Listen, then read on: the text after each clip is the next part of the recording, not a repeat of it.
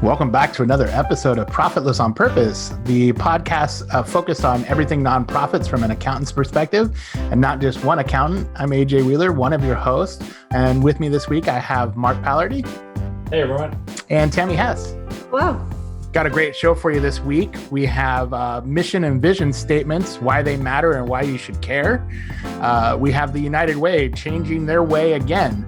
And well, we'll discuss the how and the why of what they're doing. And then pandemic digital transformations, some ideas and discussions around why your nonprofit should adopt a digital first philosophy when it comes to marketing and all things nonprofits. And then this week's discussion topic is wrapping up our month-long discussion on budgets. And so what's a recap of what we learned and some tips and tricks from the panel. Anyway, would you like to start us off this week, Tammy? So I have an article from Nonprofit Hub titled, "What is a Vision Statement? Why Nonprofits Need Them?" This article not only stresses the importance of having a vision statement, but also how to ensure that it's a vital living part of the organization. We know that a vision statement is a short sentence describing the future of an organization and what they're working towards. And most organizations have them, but we may ask ourselves, what do they mean? And are they a part of the daily operations of an organization? This article does a good job of describing and linking the vision statement, mission statement, and core values together. The vision statement is the guiding purpose and the ideal that your mission and values build towards. The mission statement are the actions your organizations will take to achieve its vision. Core values are the fundamental beliefs that guide decisions and actions in your organization. The article states that the greatest danger facing nonprofits is the gradual drift into complacency, where the work becomes a collection of tasks rather than a force for good. Having a strong vision statement can keep employees engaged and focused on the end goal. The question to the group is, how does an organization keep their vision statement alive and not something that's collecting dust on the walls or in documents? Actually, this article hit home for me because I was one of those people, whenever I would hear like a mission and vision statement, I'd do the eye roll and kind of think, can we get down to business? You know, like there's work to be done. Why do we need to talk about this stuff? But I think what the article made front and center to me is I think it really is like the mission and vision statement really need to be the rudder that steers the ship, I guess. Like it really, is kind of like the back of the napkin. What do you guys do and how do you do it kind of way to think about it, and I think it can be guide rails to make sure that, that the organization is headed in the right direction and has the good underlying structure of what they want to do and how they want to do it.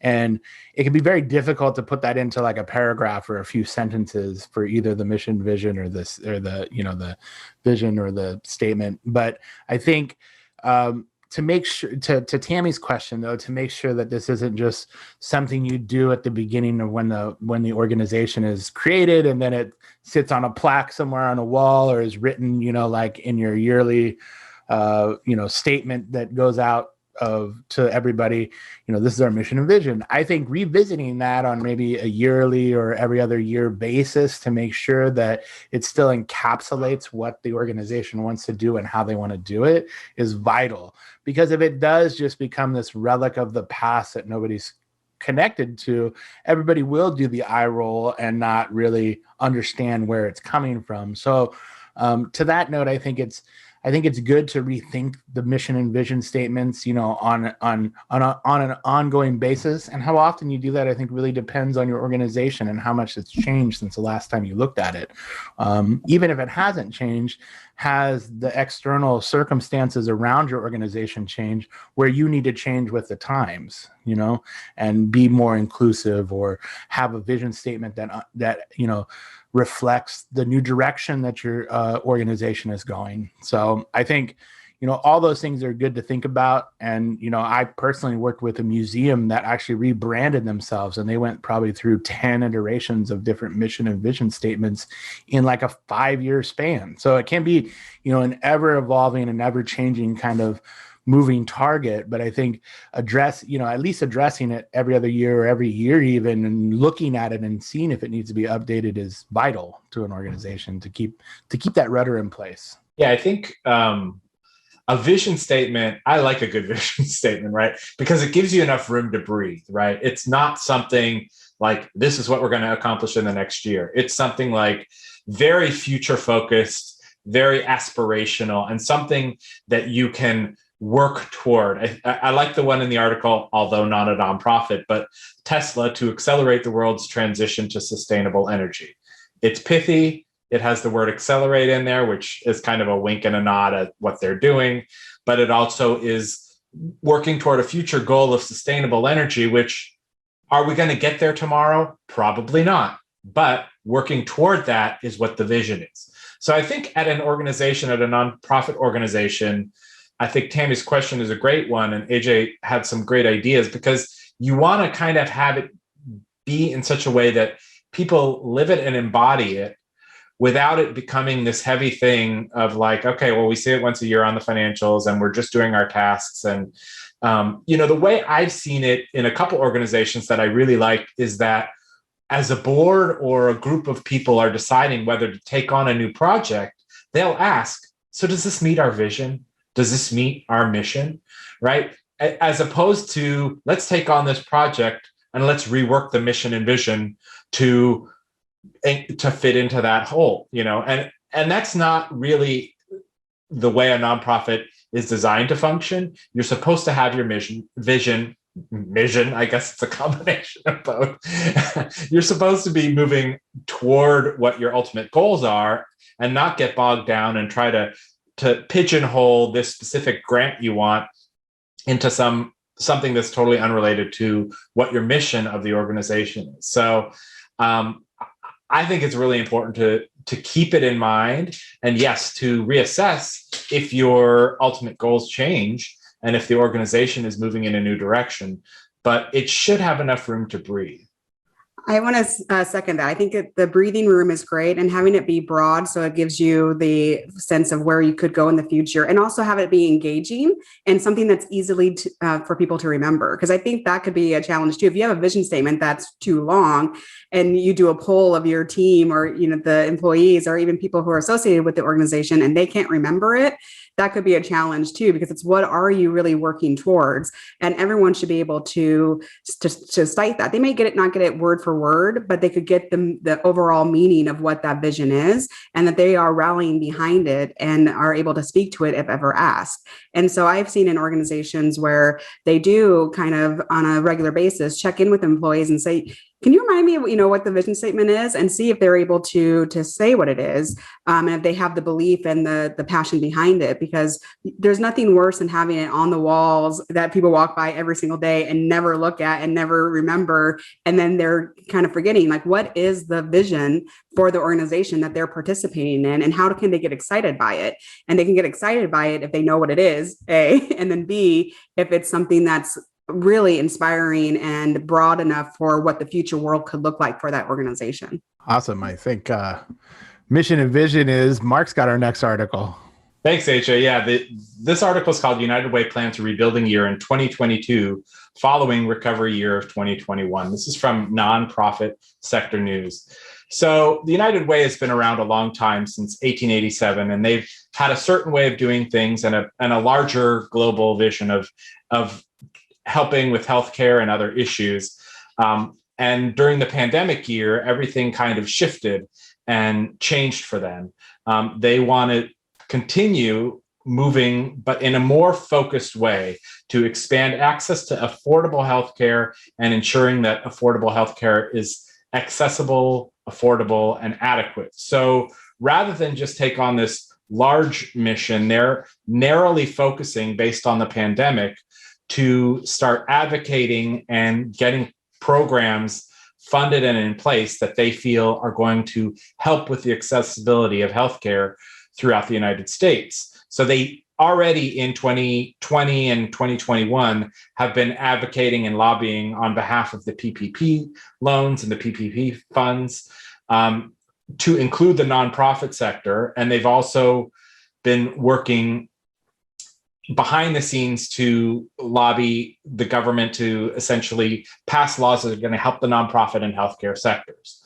So they're being much more specific in expanding Medicaid in specific states And I thought this was an interesting case study, which is kind of the reason I brought it to the table, because when you have a super large nonprofit that has such a legacy and such a history, they've gone through, I mean, they went through the pandemic of 1919, right? 100 years ago. So they actually have lived through this kind of organizational restructuring multiple times. And now they're looking to focus more pinpointed to get things passed that they think are going to help and move this country forward into a better healthcare space. But at the same time, the United Way has been known to be somewhat problematic in the way it's collected donations and being a little bit monopolistic when kind of pigeonholing people at work and making them feel guilty for not donating part of their income to the United Way, et cetera, et cetera. So they have this history that is trying to help society at large, but on the other side, maybe a larger than average lobbying effort. And I'm curious what you guys think when a nonprofit kind of has to reestablish itself and has to meet today's needs, especially if they're such a legacy nonprofit. Well, I mean, to your point, Mark, I was not surprised that the United Way is in like a rebuilding phase. I think the era of like, and just to be clear, and my understanding of the way United Way works is they're a fundraising organization for other organizations usually, and that it's more of like a pass-through entity that, you know, kind of takes on donations and then redistributes those donations to causes or other nonprofits that perform the work that they want to accomplish. And so it's interesting that, and I think that kind of model, and I've been associated with some nonprofits that have that type of model. I think that type of model is waning in the current, you know, like in digital environment we live in. It's very, you know, 30, 50 years ago, it was really hard to pinpoint, you know, charities, and you would use these kind of large umbrella organizations to that you trusted to steer your donation in the correct way.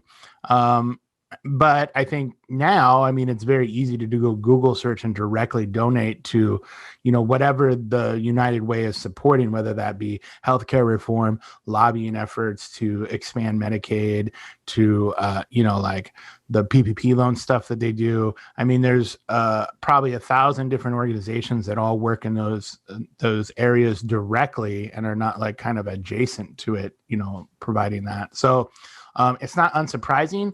How long I think the United Way or how that shakes out is anybody's guess still, but I didn't find the article unsurprising, but I guess what I did find surprising was the amount of lobbying and kind of political action that United Way is involved in.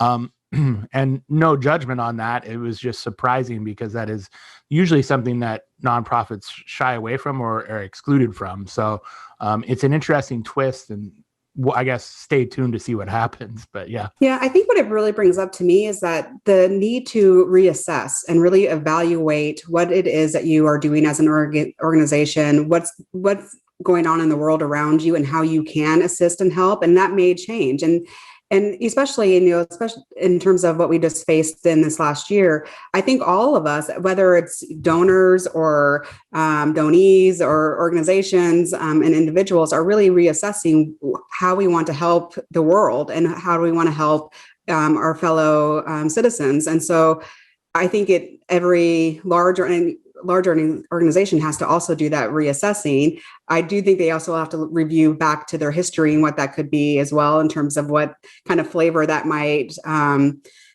someone else who knows about the organization may see, and if that makes sense to them. But it is a time for reassessment and reevaluating for everyone. And I think that is probably going to be happening for a lot of organizations and a lot of folks in the next months to years. I agree. So, AJ, I think coming off of the idea that you just mentioned about people finding their own way to donate, you have another article for us. That's right. So my article actually comes from Philanthropy Daily, and it's titled "How the Pandemic Accelerated Digital Transformation." So what it talks about is that many nonprofits faced a glaring reality when the pandemic of 2020 arrived, that they were grossly ill-prepared for what was ahead. And what they're talking about is the fact that in-person, work and direct kind of services was essentially shut off and was moved to more, hence this podcast being a Zoom, podcast, as opposed to us being at a table in front of each other. And a lot of nonprofits had kind of, they were, for lack of a better word, they were old school about stuff, paper and pencil, person-to-person meetings, in-person events and fundraising activities. And quickly, they noticed that they needed to make a digital shift. And so, so what they talked about was a digital transformation that happened very quickly around that. And I guess the article sets 5 principles for adopting a digital first strategy and moving forward and making sure that your nonprofit is agile enough to deal with any of this if it happens again or a different type of situation. So transform your thinking from analog to digital with employees and the way you conduct business, and training and hiring around that and making sure that your staff has the skills to be able to implement those kind of strategies. Putting technology in place that will support a digital first philosophy. This means upgrading your infrastructure, allowing, remote work, having the tools available to employees to be able to deliver that and to be able to deliver services that way. Develop a new and improved marketing approach. So this talks about online, digital outreach and engagement, and being able to essentially shift what was an in-person kind of donation ask or meeting and greeting and bringing the people inside, bringing that online and being able to replicate that somehow digitally. Adopt a shared experience and human-centered approach to your outreach. So this is, we talk about this all the time. Results, to be able to digitally express who and how many you have reached and touched with your mission, with your nonprofit services is vital. And it's the last one, and this is one that I don't think we often think about in the nonprofit space, but embrace and leverage analytics. It says, with a digital shift, you can measure everything. You can measure engagement of how many times people from where and what time they landed on your site, they donated, they engaged with what you put out there. I think it's, very helpful not to go too far down that road where you're just stuck on analytics, but be aware that you have that at your fingertips at all times when you're in a digital space. So I'd like to get your guys' take though. Is there anything that maybe the author missed in his 5 kind of, steps there? And, or if maybe you disagree that, like going back to a more analog version is needed or wanted from this space. So I would probably have a hybrid of an approach, because I think that it's going to be interesting to see how the dust settles after, this year, and, people are, maybe a little bit more opt to do more of the in-person activities, really start to engage more outside the digital world. Because if you, think about it, it's been a huge increase over the last year and a half of where that's been the only option. I'm curious, and I don't know the answer to this, but I am curious to see how interactions between organizations with their donors as well as with their employees, how that's going to shift and change as we kind of get back to normal, and what does normal mean anymore. And so I don't know. I'm not quite sure how organizations should kind of adhere to this strictly, or if they should really kind of understand their donors and their employees and see what kind of model will work for going forward. What about you, Mark? Yeah, I think I'm of 2 minds on this, because I like the move to digital, and that might just be a personal preference, but I'm enjoying the aspect that I can do most of my work now from home and function digitally. But, as coming from a place of being an accountant, there is a real,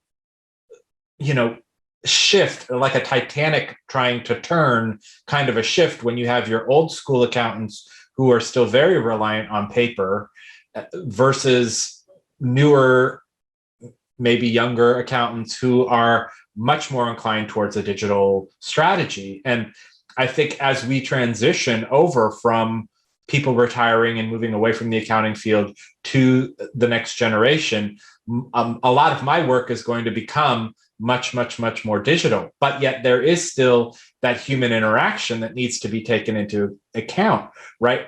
Zoom fatigue is a real thing.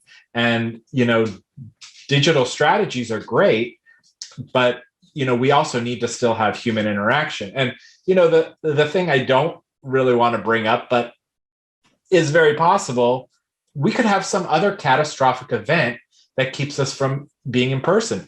I mean, this was one virus that took low the entire world, right?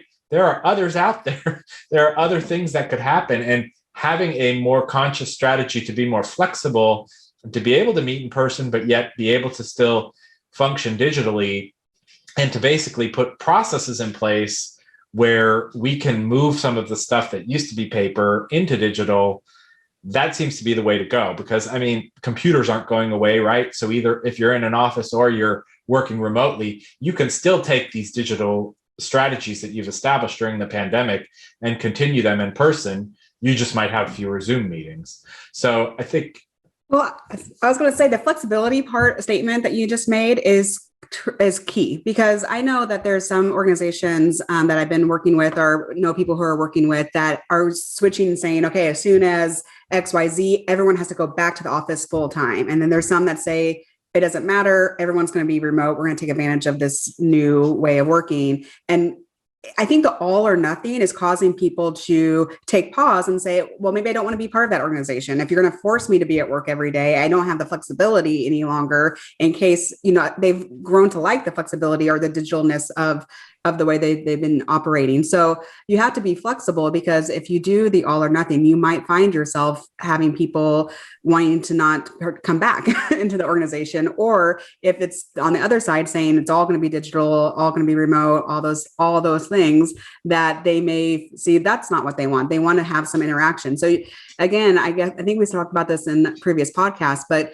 communication and understanding your donors and your employees is always going to help you as you're navigating through these discussions and these decisions. Couldn't agree more. I think moving from, and I think there's a big opportunity here. If you've been doing a lot of digital kind of fundraising, the real, I think opportunity is people are probably chomping at the bit for some kind of in-person, event and everything.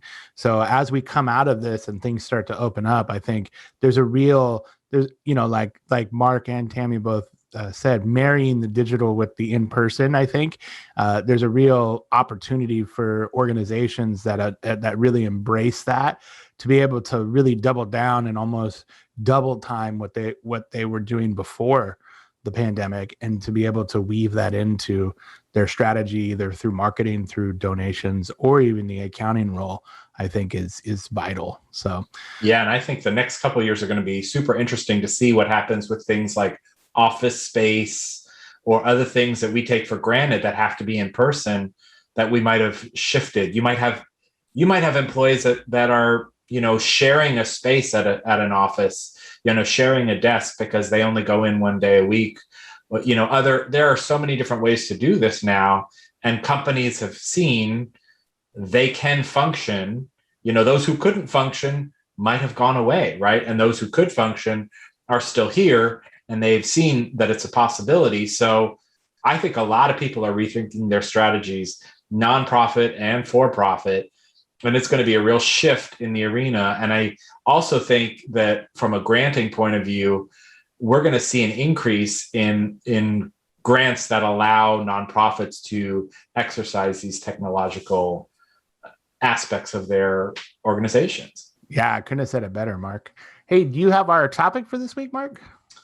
You bet. We've been talking the past month, several weeks, on budgets, right? So we've talked operational budgets. We've talked development budgets. We've talked capital campaign, program budgets. So we just kind of want to tie this all together this week and just maybe have just a little more free-form roundtable discussion about maybe larger tips and tricks when it comes to budgeting and our overall views. You're talking to three accountants who all love the budgeting process. So clearly we want budgets that work for you and that work for the organization. You don't necessarily want something overly complex, but sometimes some of these things get very detailed and need to have a level of complexity that speaks to the organization and serves the end users. So, with all the stuff we've talked about, let's just open it up and see what some of your favorite reminders and tips and tricks are for the budgeting process. Yeah, I think one of the things that really stuck out to over the last few weeks that we've been talking about this is how really the budget needs to tell a story, and you need to, like, I guess, link what your budget is doing to like actual results. And that means both like qualitative and quantitative, where, like, look backs and doing budget to actuals is vital for a budget to be, correct and be able to like have some use out of it other than just a performative exercise to either get a grant or to present to the board, like an operating budget or something. Those budget to actuals should be reported, whether it's a program budget like we spoke about last week, where, like on a monthly or every other month basis, or however the frequency is, to look back and see, are you on track for spending? And do you need to ask for more money or, a longer time period to complete the program that you're funding for? Or, like, for instance, an overall budget, when you're talking about a board meeting, doing a budget to actual every month to be able to see, are you on track for spending? If not, why are the variances there? And being able to explain those variances. A budget shouldn't just be this thing that you do once a year just so you can follow, meet the requirements of the nonprofit charter. You need to be able to, make it work for you. You put so much time and effort into this thing, really make it work for you, and use it to its fullest potential, and really refine how that budget plays out and where the shortcomings were, if there are some, or why you're overperforming. It's not always bad. It's not always gloom and doom when you're looking at budget to actuals. Why do you have more revenue than what you expected or what you had budgeted for? There's positives and negatives. And I think identifying the variances there and understanding them makes an organization much more agile, and being able to, plan for the future and be able to really identify what happened, I guess, from a nuts and bolts perspective. One of the things that I think is also key is to make sure you have the right people building that and developing that budget, because there's nothing worse than having a budget that, let's say I just give you a budget and I have no idea what the program is or what the actual organization is or doing it, and it becomes my numbers. It becomes the numbers that I've created, and people who are closely working within the program or within the organization, they know what the spending is. They know what types of activities they need to do or what type of revenue sources are going to be available. And so having the key players who are actually living within that are going to take ownership of the budget is really crucial, I think, in that standpoint. Because like I said, again, if it becomes something that's not that you didn't have input in, all of a sudden you don't have accountability or responsibility for the budgets. And there could be key things that are being missed because you were able to state that these were important expenditures or revenue sources for that particular budget. What about you, Mark? Yeah, I think one shouldn't think, especially in the nonprofit world, one shouldn't think of the budgeting process as, okay, here comes that particular month, it's budget season, right? Budgeting is really often an annual thing for a nonprofit, especially if you have different grants that are funding at different times and different sources of revenues that are being treated in specific ways. And sometimes you may not know that a grant even exists until somebody decides, well, I want to do this program. And then you start looking for the money and you have to create a budget on the fly. So creating a system where you can be more agile with your budgets, not save everything. And like AJ was saying, not just have it be a tick the box, like, okay, got my budget done, off to the races, right? So having kind of an ongoing binder folder that can be electronic, that you basically build up a wish list of things that people want.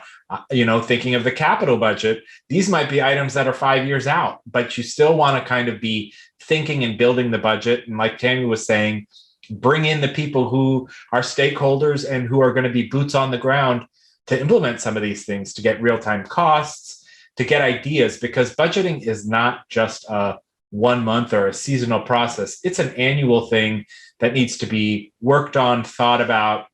When you finally produce the budget, the whole approval process, you've got to be able to own that budget and explain that budget. And if you're out of the loop, if you try to do it at the last second, it's not gonna fly as well. So what you're saying, Mark, is if you fail to budget, you're budgeting to fail. But but I think both great insight from both of you, and I think that I think really what we really want to stress is to put the time and effort in your budgets and make sure that you're getting out what you put into that. I mean, so much time is spent creating these budgets and thinking about them.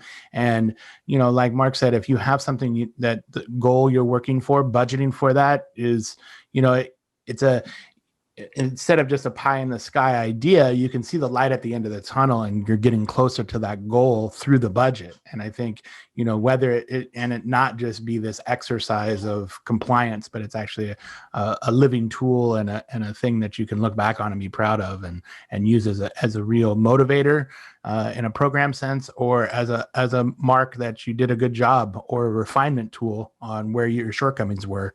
And so I would just stress everybody to take more time with their budgets and love them a little bit more, as much as Tammy loves budgets. Yes, AJ, I do love budgets. And as we kind of bring this month series of discussions of budgets to a close, please let us know if there's anything that we missed. If you're watching this on YouTube, you can go ahead and put that in a comment below, or you can also put it on our Twitter at Profitless Pod. So we would love to hear your feedback. We are so glad that you joined us today, and we look forward to seeing you next week. Thank you, everybody. Thanks, everybody. See ya.